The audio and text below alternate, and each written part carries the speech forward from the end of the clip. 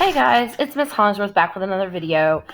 This time we're doing a read aloud, and it's The Three Little Pigs. We're still reading traditional literature, and this is a folk tale, and it has a lot of the characteristics of a traditional folk tale. It's got talking animals, it's got a good character and a bad character, good versus evil, and it's also got things that come in threes or sevens. Of course, the Three Little Pigs.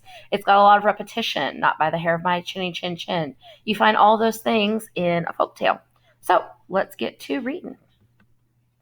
Once upon a time, an old mother pig and her happy family fell into misfortune, and so she sent her three little pigs out into the world to make their own way.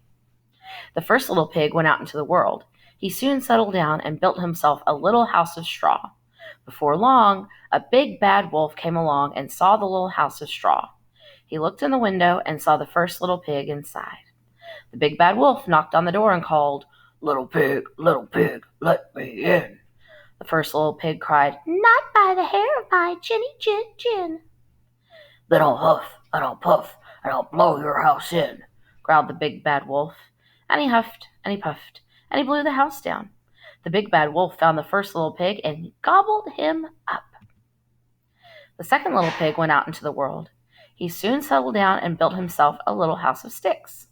Before long, the big bad wolf came along and saw the little house of sticks. He looked in the window and saw the second little pig inside. The big bad wolf knocked on the door and called, little pig, let me in." Sorry, doing that voice kills me. The second little pig cried, "Not by the hair of my chinny chin chin." "Then I'll huff and I'll puff and I'll blow your house in," growled the big bad wolf. And he huffed and he puffed and he blew the house down. He found the second little pig and he gobbled him up. The third little pig went out into the world. He soon settled down and built himself a little house of bricks. Before long, the big bad wolf came along and saw the little house of bricks. He looked in the window and saw the third little pig inside. The big bad wolf knocked on the door and called, little pig, let me in." The third little pig cried, "Not by the hair of my chinny chin chin." "Then I'll huff and I'll puff and I'll blow your house in," growled the big bad wolf. And he huffed and he puffed and he huffed and puffed again, but he could not blow down the house of bricks. The big bad wolf knew he would have to be clever to catch the third little pig. "Little pig," he called, "I know where to pick the sweetest turnips. Come out and I'll show you." "No, thank you," said the little pig politely. He knew the wolf was trying to trick him. "I don't like turnips." And the big bad wolf went away. The next day the big bad wolf came back. "Little pig," he called, "I'm going to the fair. Will you come with me?" "No, thank you," said the pig. "I have no money for the fair." And the big bad wolf went away again. The next day the big bad wolf came back once more. "Little pig," he called, "the best apples grow in Farmer Brown's garden. Come out and I'll show you where they are." The pig knew the big bad wolf would never leave him alone. He had a plan. "I'll meet you tomorrow at 5 o'clock," he replied.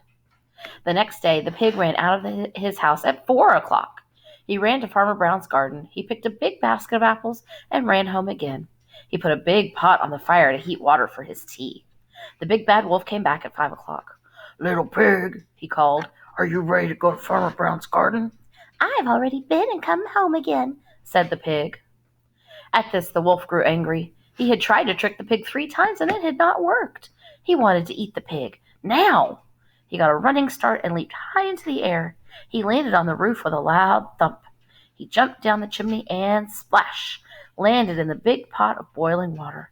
That was the end of the wolf, and the little pig lived happily ever after in his little brick house. And that, my friends, is the end.